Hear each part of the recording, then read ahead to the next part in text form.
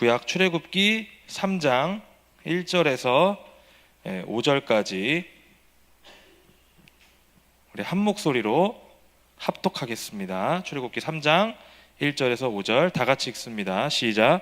모세가 그의 장인 미디안 제사장 이드로의 양떼를 치더니 그 떼를 광야 서쪽으로 인도하여 하나님의 산 호렙에 이르매 여호와의 사자가 떨기나무 가운데로부터 나오는 불꽃 안에서 그에게 나타나시니라. 그가 보니 떨기나무에 불이 붙었으나 그 떨기나무가 사라지지 아니하는지라. 이에 모세가 이르되 내가 돌이켜 가서 이 큰 광경을 보리라. 떨기나무가 어찌하여 타지 아니하는고 하니 그때에 여호와께서 그가 보려고 돌이켜 오는 것을 보신지라. 하나님이 떨기나무 가운데서 그를 불러 이르시되 모세야 모세야 하시매 그가 이르되 내가 여기 있나이다. 하나님이 이르시되 이리로 가까이 오지 말라. 내가 선 곳은 거룩한 땅이니 내 발에서 신을 벗으라. 아멘. 네, 오늘 이 본문을 중심으로 해서 어디에 서 있습니까? 라는 제목으로 하나님 말씀을 전하도록 하겠습니다. 여러분 혹시 이런 경험이 있으신지 한번 생각해 보시면 좋겠습니다. 내가 열심히 삶을 살고 있는데 갑자기 오늘따라 좀 기운이 없습니다. 또 기분도 안 좋고 무언가에 내가 의지하고 싶은 그런 마음이 가득 담겨 있을 때가 있습니다. 자, 그런데 그러던 중에 오늘이 수요일인 것을 알게 되었습니다. 평소에 수요 예배 참석을 해본 적이 별로 없지만 오늘만큼은 갑자기 가고 싶어집니다. 그래서 발걸음을 교회로 옮겨요. 금요일도 그런 경우가 있습니다. 왜요? 교회에서 기도회가 있으니까. 그래서 수요일, 금요일은 내가 이렇게 막 힘든 일이 있을 때 그냥 가죠. 그런데 예배가 없는 월요일, 화요일, 목요일 어떻습니까? 그냥 왠지 모르게 그런 날은 기도를 좀 하고 싶어져서 교회 개인 기도실을 찾거나 뭐 주변에 아무 교회나 찾아서 뭐 들어가게 되는 경우도 있죠. 자, 이런 모습은 무엇을 의미하고 있습니까? 하나님을 찾는 겁니다. 찾는 행위죠. 하나님을. 그러니까 하나님께 그냥 무엇인가 그냥 말하고 싶고 위로받고 싶고 그런 마음들이 들어서 내가 움직이게 되는 거죠. 이런 경험들이 많으신지 모르겠습니다. 근데 이런 마음의 근원은 결국 이제 내가 하나님과 함께하고 싶은 그런 마음이 내 마음에 있을 때 이제 그렇게 하는 거 아니겠습니까? 그래서 내가 하나님이 계시다고 생각되는 그 곳으로 나아가는 거죠. 하나님이 오늘 예배 가운데 있으실 거야.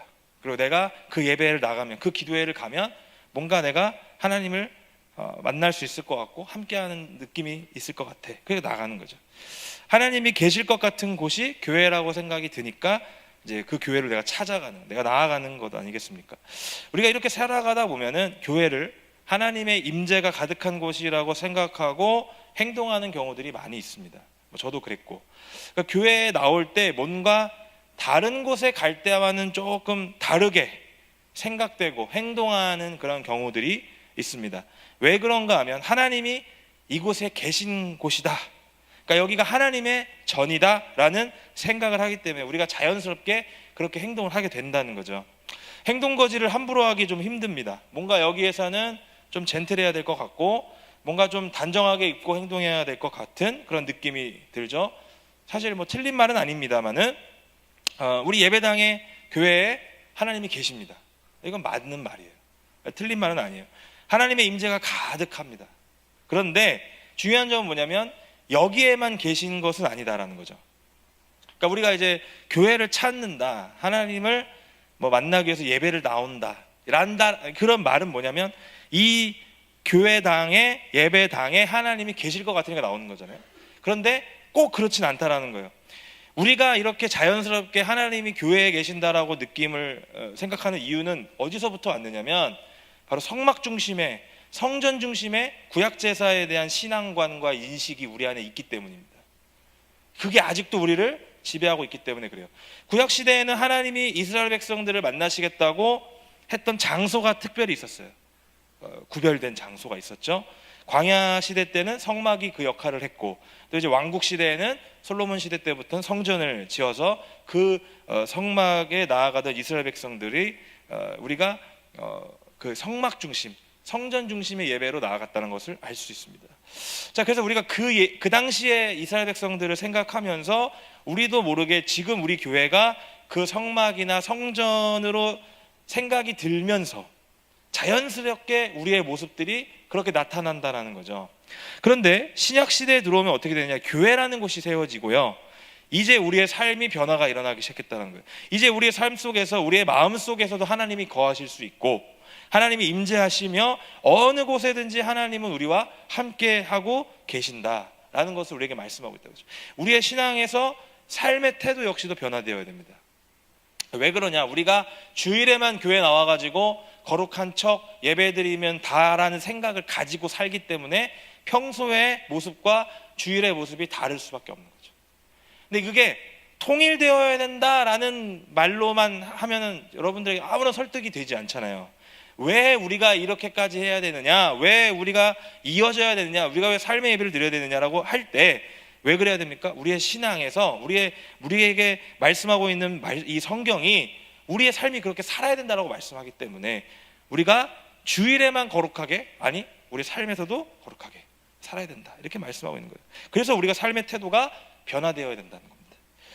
우리가 지난주에 이어서 좀 영적 침체라는 주제를 가지고 좀 한 번 더 말씀을 나누기를 원하는데, 특별히 우리가 영적으로 어려운 상황에 처할 때, 우리가 영적으로 좀 침체되었다는 것을 우리가 느낄 때, 침체된 신앙을 좀 극복하기를 원할 때 우리는 어떤 마음과 자세로 이것들을 시작해야 하는지, 또 서야 하는지, 오늘 특별히 모세의 이야기를 좀 가지고 말씀을 좀 나눠보기 원합니다. 자, 오늘 본문 출애굽기 3장은 일명 모세의 부르심, 모세의 소명장이라고 부르는 장입니다.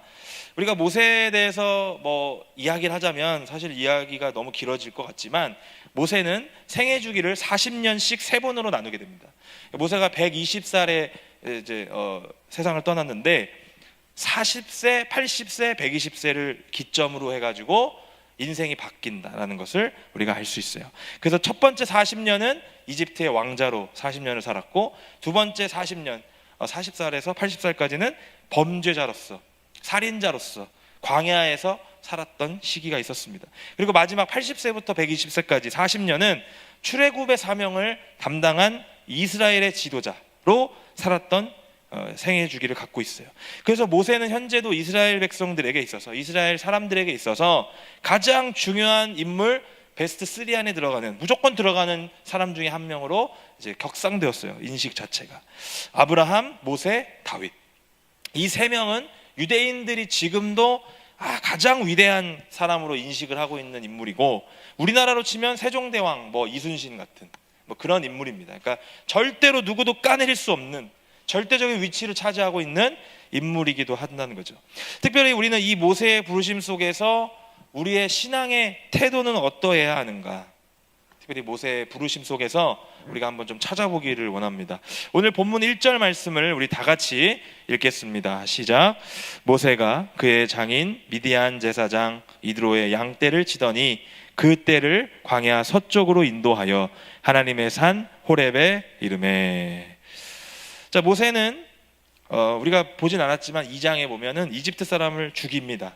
왜 죽이냐면 자기 형제 히브리 사람을 이렇게 박해하는 것을 보고, 이제 괴롭히는 걸 보고 이제 그 이집트 사람을 죽이게 되고 이제 광야로 도망치게 돼요. 그래서 이제 광야로 도망친 다음에 미디안이라는 땅에 가가지고 그 땅의 제사장 이드로라고 하는 사람의 사위가 되죠. 그래서 그리고 이제 이 장인의 양떼를 치는 사람이 됩니다.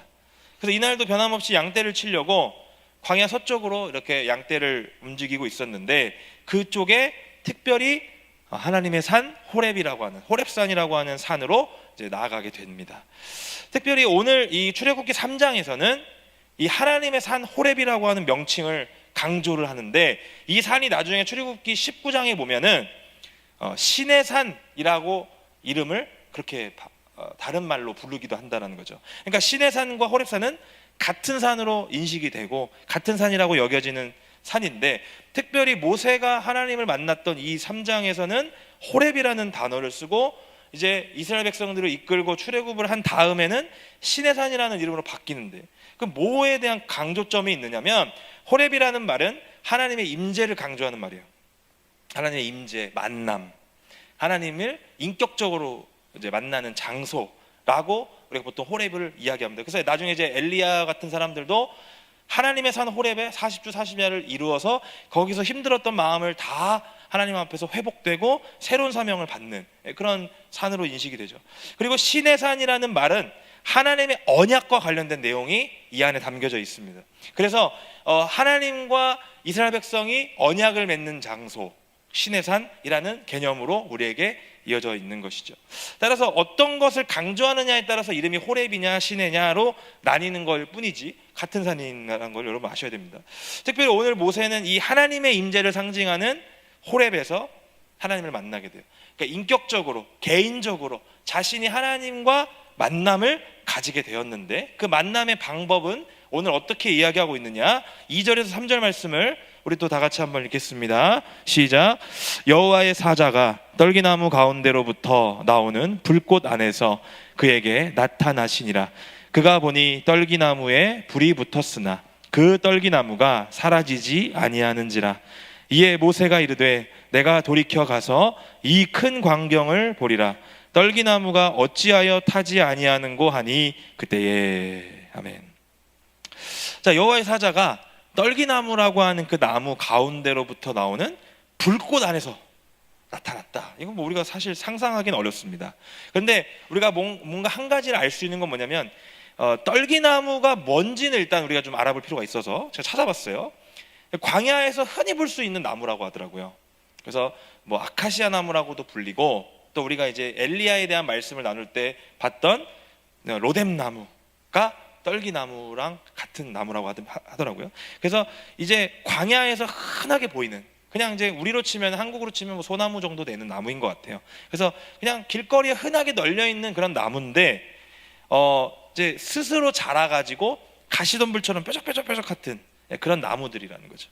그래서 원래 뜨거운 곳에서, 이제 광야가 뜨거운 곳이다 보니까 이 나무가 열을 받아가지고 땅이 가열되면 스스로 불이 붙는 경우들이 많대요. 왜냐하면 이제 마찰이 생기면 자연스럽게 거기서 불꽃이 생겨가지고 그냥 나무가 불이 붙는다는 거죠.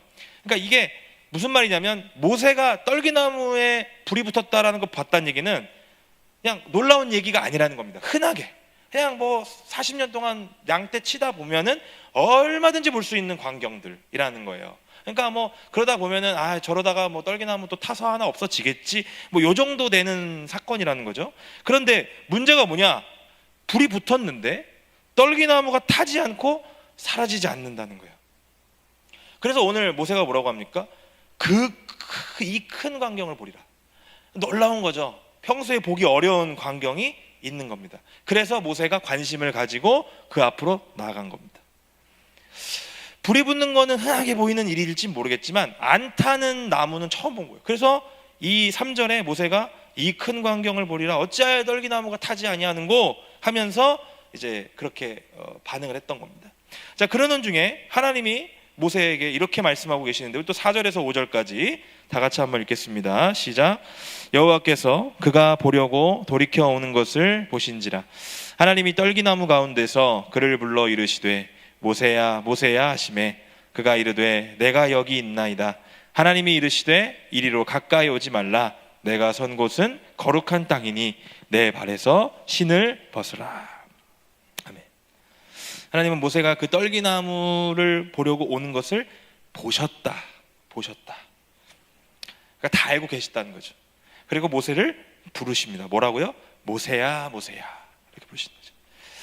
여러분, 성경에서 2번 반복하는 내용이 있을 경우에는 우리 항상 어떻게 해석을 해야 되냐면 간절함과 또 강조하는 의미라는 것을 우리는 기억해야 돼요. 예를 들어 예수께서 뭐 다시 한번 말씀하여 이르시되 뭐 이런 식으로 예수께서 반복하여 이르시되 뭐 이렇게 얘기하는 경우도 있잖아요. 그러니까 이 성경에서 2번을 얘기한다는 것은 뭔가 강조하는 거, 간절하다라는 걸 의미한다는 거예요. 그러니까 모세는 이 하나님의 간절한 부르심, 중요한 부르심 가운데 응답을 하겠죠. 뭐라고 하냐? 내가 여기 있나이다 라고 반응해요. 근데 이런 모세에게 하나님은 또 말씀하시죠. 뭐라고 하냐? 이리로 가까이 오지 말라. 내가 선 곳은 거룩한 땅이니 내 발에서 신을 벗으라, 이렇게 말합니다. 이 말씀을 조금 우리가 좀 자세히 들여다볼 필요가 있어요. 먼저 첫 번째로 어떻게 오냐, 이리로 가까이 오지 말라라고 하는 하나님 말씀. 그 말씀은 뭐냐면 거룩한 하나님 앞으로 죄인인 인간이 나아갈 수 없다라는 걸 말씀하고 있습니다. 첫 번째, 그러니까 선이 있다라는 거죠. 가까이 나아가면 어떻게 돼요? 죽기 때문에. 죄로 인해서 거룩하신 하나님을 바라보면 죽습니다. 그래서 우리가 나아갈 수 없어요. 그래서 오지 말라는 거예요. 자, 그리고 두 번째, 네가 선 곳은 거룩한 땅이다 라는 말이에요. 모세가 서 있는 곳이 거룩하다라고 말씀하고 있어요, 지금 하나님이. 근데 여러분 잘 생각해 보세요. 이 말이 이 땅 자체가 거룩하다라는 뜻입니까? 아니죠. 그냥 광야 땅이에요. 광야, 흔하게 밟고 다니는 땅이에요. 땅, 그냥 이런 땅. 그런데 네가 선 곳은 거룩한 땅이다 라고 얘기해요. 그러니까 모세가 서 있는 그 땅 자체가 거룩하다라는 것이 아니라 이 땅에 거룩하신 하나님이 계시기 때문에 거룩하다는 거죠. 그런 뜻입니다. 그래서 우리가 흔히 잘못 생각하는 거룩함이 이런 부분이라는 거예요. 교회가 거룩하다? 이 건물이 거룩하다? 아닙니다, 여러분. 이 건물은 그냥 건물입니다. 이 건물은 시간이 지나면 낡고 약해져요. 그래서 이게 인간이 지었기 때문에 이 건물 자체가 관리를 하지 않으면 그냥 낡아버릴 수밖에 없어요. 그래서 무너질 수도 있어요, 자칫하면. 하지만 이 건물을 왜 거룩하다고 우리가 생각을 하느냐? 하나님이 계시기 때문에 거룩하다고 생각하는 거예요. 그러니까 우리가 거룩하다라고 느낀다는 것 자체는 뭐냐면 이 건물 자체가 거룩한 게 아니라 하나님이 계시기 때문에 거룩하다. 따라서 우리가 밟는 땅 가운데 거룩한 곳이 특정하게 있는 게 아니라 어디를 밟든지 우리가 어디에 서 있든지 하나님이 계시면 그곳은 거룩한 땅이 된다라는 거죠. 우리는 항상 이런 인식과 믿음을 가지고 살아야 된다는 겁니다. 그리고 마지막으로 내 발에서 신을 벗으라 라고 말씀하십니다. 이 고대 근동 사회에서는 신발이라는 것이 제대로 있었을 리가 만무합니다. 사실 신발이라는 것이 없었겠죠. 그냥 뭐 샌들 같은 그런 신발을 신고 다녔을 텐데, 광야는 어떤 곳이냐면 모래바람이 날아다니는 곳이고 더욱이 먼지가 많이 쌓이는 곳이에요. 그래서 유대인들의 전통에서도 밖에 나갔다가 집에 들어갈 때 집 밖에 있는 물 항아리에다가 손과 발을 씻고 들어가는 관습이 있을 정도로 엄청나게 많은 먼지들이 묻었다는 거예요. 그러니까 우리가 생각할 때 밖에서는 모든 먼지들이 묻었다라는 것은 부정하다고 생각했기 때문에 이렇게 씻고 들어갔다는 거죠. 하지만 여기서 하나님이 신을 벗으라라는 것은 단순히 너의 발이 더럽다라는 뜻이 아닙니다. 회개를 상징합니다. 회개. 무슨 회개? 신을 벗는다라는 것은 하나님 앞에 온전한 회개한다, 또 순종한다라는 걸 의미하는 거예요. 당시 노예들이 신을 벗고 다녔다고 합니다. 따라서 이 말은 하나님을 경외하는 말, 내가 낮고 나는 천한 사람입니다 라는 그 고백을 담고 있는 표현이라는 것을 알 수 있어요. 오늘 짧지만 이 본문을 통해서 우리가 다시 한번 하나님 앞에 나아가서 우리가 영적으로 다시 한번 회복하고 우리의 영적 침체 상황들을 극복할 수 있는 방법 알 수 있죠. 그것이 뭐냐? 그것은 바로 삶의 자리에서, 내 삶의 현장 속에서 계신 하나님을 만나는 겁니다. 가장 중요한 거예요. 엄청 대단한 방법으로 우리가 뭐 하나님을 경험하고 만나는 것으로 생각할 때가 있죠. 하지만 그렇지 않아요. 우리가 살아가는 삶의 현장에서도 얼마든지 하나님을 경험할 수 있어요. 모세도 자신이 생활하던 곳, 자신이 평소에 보던 곳, 흔히 보던 그 떨기나무 가운데서 하나님을 경험했고 하나님을 만났습니다. 자신이 있던 곳이 거룩한 곳이 아니라 자신이 살아가는 자리가 하나님의 임재로 가득 찰 때, 하나님의 영광이 있을 때 그곳에 하나님이 나타나셨기 때문에 그곳이 거룩한 곳이 될 수 있었다는 겁니다. 따라서 우리가 가장 먼저 영적으로 회복되고 영적으로 침체된 우리의 신앙을 극복하기 위해서는 우리의 삶의 현장에 계신 그 하나님을 우리 각각 개인적으로 만나야 된다는 겁니다. 우리가 내 삶에서도 하나님을 인식하며 살아야 되고요, 또 하나님을 간절히 보기를 원한다면 그곳은 하나님이 계신 곳, 거룩한 곳으로 변할 수 있다는 거예요. 결국 중요한 것은 무엇이냐? 나의 마음이다. 이렇게 우리가 결론을 내릴 수 있어요. 제가 여러분께 이 말을 드리는 것이 뭐 삶에서 예배를 드려라, 그러니까 집에서도 직장에서도 학교에서도 어느 곳에든지 그냥 예배 드리면 된다라는 식으로 말씀드리는 게 아니라, 우리가 물론 공예배라고 불리는 이 예배, 우리가 다 같이 모여서 이제 드리는 이 예배로 우리가 주일에 한번 나와서 공동체 예배를 함께 드려야 합니다. 당연히 이건 드려야 돼요. 그것이 우리가 신앙생활하는 아주 기본 중의 기본이죠. 하지만 더 중요한 것은 뭐냐면 우리가 평소에 몸담고 살아가는 그곳에서 드리는 삶의 예배라는 겁니다.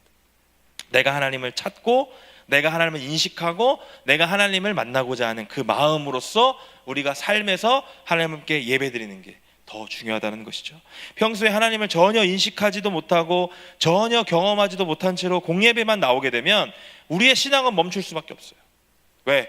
우리의 신앙 자체가 주일에만 국한되어 있기 때문에 더 나아갈 수가 없다는 거죠. 침체가 된다는 거죠. 거기서 더 한 단계 이상을 나아가서 발전하지 못한다는 겁니다. 결국 우리가 살아가야 되는 신앙의 모습은 어떻게 되냐면 공예배를 통해서 들은 말씀, 그리고 내가 드렸던 결단했던 기도, 내가 하나님 앞에 드렸던 찬양이 내 삶으로 이어져서 내가 나의 광야 속에서, 내가 나의 떨기나무에서 하나님을 경험해야 된다는 겁니다. 이게 우리가 공적으로 하는 예배를 더 나아가서 우리의 신앙을 더 한 단계 발전할 수 있고 내가 더 하나님을 내 개인적으로 만날 수 있는 방법이라는 거예요. 자, 그렇다면 우리가 어떻게 경험을 해야 되느냐? 내가 살아가는 삶의 자리가 하나님이 함께 하심을 믿어야 돼요.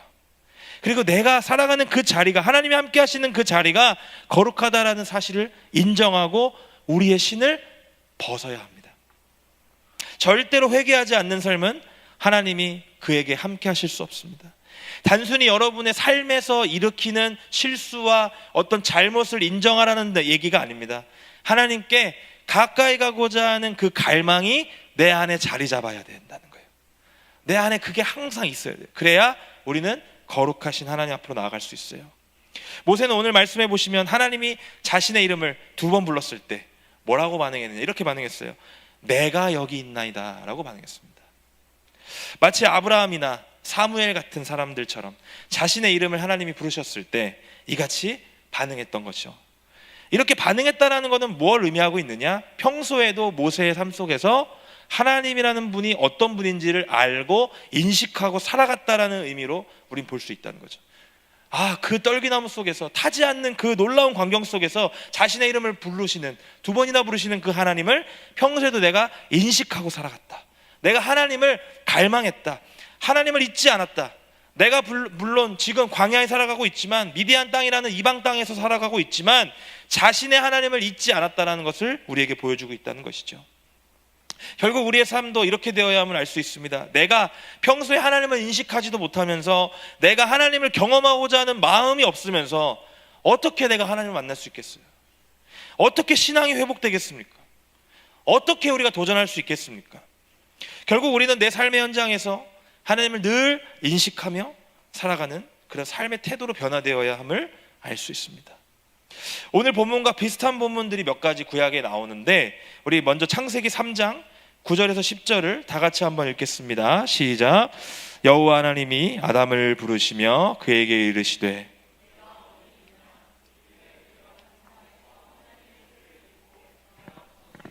두려워하여 숨었나이다. 아멘. 자, 이 말이 어떤 상황이었냐면 하나님은 이제 선과 악을 알게 하는 나무의 열매, 우리가 이제 흔히 선악과라고 부르는 그 나무의 열매를 먹은 아담을 부르고 계셔요. 그때 아담은 하나님을 피해서 동산나무 사이에 숨어 있었습니다. 여러분 잘 생각해 보십시오. 하나님이 아담이 어디 있는지 몰라서 부르셨을까요? 아닐 거예요. 다 아시는데도 아담을 부르신 겁니다. 그때 하나님은 아담에게 내가 어디 있느냐라고 질문을 하세요. 여기서 말하는 어디는 장소적 개념이 아니에요. 너 어디 있니? 너 지금 어느 곳에 앉아 있니? 너 지금 카메라 뒤에 앉아 있니? 너 기둥 뒤에 숨어 있니? 그 장소로 개념이 아니라는 거예요. 뭐예요? 마음이 어디를 향하고 있니? 너의 상태가 어떠하니? 라는 질문을 하신 겁니다. 다시 말하면 하나님이 하지 말라고 하는 그 행동을 하고 나서 하나님과 멀어져 버린 지금 아담의 마음 상태를 지적하고 계신 겁니다. 결국 하나님 앞에서 온전히 서 있지 못했던 아담은 심판을 받게 되었죠. 그리고 오늘 본문과 비슷한 본문이 하나 더 있는데 여호수아 5장 15절 말씀 우리 다 같이 또 읽어보겠습니다. 시작. 여호와의 군대 대장이 여호수아에게 이르되 내 발에서 신을 벗으라. 내가 선 곳은 거룩하니라 하니 여호수아가 그대로 행하니라. 아멘. 모세가 처음 부르심을 받을 때와 여호수아가 처음 가나안 땅에 들어갔을 때 들은 말이 똑같습니다. 여호수아가 이제 모세가 죽고 나서 출애굽 2세대를 데리고 가나안 땅으로 입성합니다. 요단강을 건너가지고 이스라엘 백성들은 이제 길갈이라고 하는 곳에서 할례를 받게 돼요. 근데 이 할례라는 것이 어떤 거냐면 언약의 백성이다라는 어떤 표징이 아니겠습니까? 그래서 이제 할례를 받고 나서 이제 본격적으로 가나안 땅을 정복하려고 이제 첫 번째 걸음을 나서려고 하는 그때 첫 번째 장소였던 여리고라는 그 여리고성 앞에 있을 때 여호수아를 한 사람이 찾아옵니다. 누구였냐? 여호와의 군대 대장이라고 하는 분이 찾아와요. 그래서 여호수아는 얼른 땅에 엎드려서 절합니다. 여호와의 군대 대장이 여호수아에게 뭐라고 하느냐? 내 발에서 신을 벗으라. 네가 선 곳은 거룩하니라. 이렇게 말씀합니다. 마치 모세가 처음 떨기나무에서 하나님을 대면했을 때처럼 똑같은 말을 들어요. 이제 전쟁을 앞둔 여호수아도 신을 벗어야 됐다는 거죠. 온전한 순종, 또 낮아짐과 겸손한 마음으로 정복전쟁을 치러야 했기 때문입니다. 여리고로부터 시작된 정복전쟁이 누구의 손에 달려있느냐? 하나님 손에 달려있음을 보기 위해서는 어떻게 해야 되느냐? 여호수아의 신을 벗어야만 했다는 거예요. 결국 자기가 서 있던 곳이 하나님의 함께 하심을 믿고 그대로 행했던, 신을 벗었던 여호수아는 자신의 방법이 아니라, 세상의 방법이 아니라 놀라운 하나님의 방법을 통해서 가나안 땅을 정복해 나가게 된다는 것이죠. 우리의 삶에서도 하나님의 놀라운 능력과 우리의 은혜가 주어지기를 기원합니다. 여러분의 삶 속에서 이보다 더 놀라운 하나님의 능력을 경험할 수 있기를 기원합니다. 여러분, 청년의 시기에 여러분들이 정체되어 있지 않고 침체되어 있지 않고 여러분들이 오늘 말씀에서 나오는 이 놀라운 은혜보다 더 놀라운 은혜, 더 충만한 은혜가 여러분의 삶에 임하길 원해요. 여러분 가운데 영적으로 눌려있고 또 침체되어 있어서 더 나아가지 못하고 또 멈춰있는 것 같은 느낌이 들어서 내 삶에 신앙이 더 이상 성장하지 않는 것 같은 느낌이 들 때 우리는 나의 마음을 좀 돌아볼 필요가 있습니다.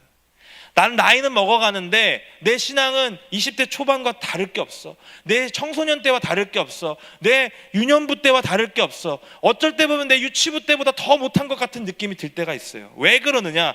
내 몸은 클지언정 내 마음이 하나님을 향해서 계속해서 나아가지 못하기 때문에, 내가 살아가고 있는 자리 가운데 하나님을 인식하지 못하기 때문에, 하나님이 나와 함께 하신다는 그 사실 자체가 나에게 큰 영향을 주지 못하고 있기 때문에 우리가 더 이상 신앙이 올라갈 수 없다는 거예요. 그럴 땐 어떻게 해야 되느냐? 지금 나의 마음을 한번 돌아볼 필요가 있습니다. 내가 선 곳은 어디에 있는가? 난 어디에 서 있는가? 나는 지금 하나님과 함께 서 있는가? 아니면 내 삶의 중심에 여전히 나 혼자 서 있는가? 우리가 스스로 돌아볼 필요가 있다는 것이죠. 거룩하지 못한 우리가 거룩하게 될 수 있는 것은 거룩하신 하나님이 내 안에 계시기 때문입니다. 내가 거룩해서 내가 거룩하기 때문에 이 자리에 서 있는 것이 아니라 거룩하신 하나님이 나와 함께 하시기 때문에 내가 서 있는 자리가 거룩할 수 있는 것이에요. 우리가 이 사실을 믿고 거룩하신 하나님이 내 삶의 현장에 함께 하시기를 간절히 구하면서 살아가야 우리의 삶이 더 침체되지 아니하고 멈춰있지 아니하고 더 한 단계 나아가고 성장하고 더 도전할 수 있는 마음으로 나아갈 수 있다는 것이죠. 바울은 우리의 몸이 하나님이 거하시는 성전임을 강조하면서 이렇게 말합니다. 고린도전서 3장 16절 17절 말씀 제가 읽겠습니다. 너희는 너희가 하나님의 성전인 것과 하나님의 성령이 너희 안에 계시는 것을 알지 못하느냐? 누구든지 하나님의 성전을 더럽히면 하나님이 그 사람을 멸하시리라. 하나님의 성전은 거룩하니 너희도 그러하니라. 아멘. 여러분, 우리는 다 성전입니다. 성전. 거룩한. 왜? 예수 그리스도를 통해서 성전 중심의 예배가 무너지고 이제 그 성전은 우리가 되었습니다. 이 교회 건물이 성전이 아니라 예수 그리스도를 모시고 있는 처소가 된 모든 삶의 자리는 다 성전이 될 수 있다는 거예요. 우리가 성전이 되었다는 말은 무엇을 의미하느냐? 내가 스스로 그냥 나 성전이야 라고 부르면 되는 거냐? 아니에요. 이제 우리 마음 가운데서도 하나님이 거하실 수 있다. 나같이 거룩하지 않은 자가 하나님께서 거하실 수 있는 처소로 만들어갈 수 있다. 하나님도 나와 같은 자의 마음속에 임재할 수 있구나 라는 것을 우리가 경험할 수 있다라는 거예요. 그 말이, 성전이라는 말 자체가. 따라서 우리 마음이 날마다 하나님이 거하실 수 있는 처소가 되기 위해서 우리의 마음이 어디를 향해 가고 있는지를 점검해야 돼요. 나 지금 어디에 서 있는가?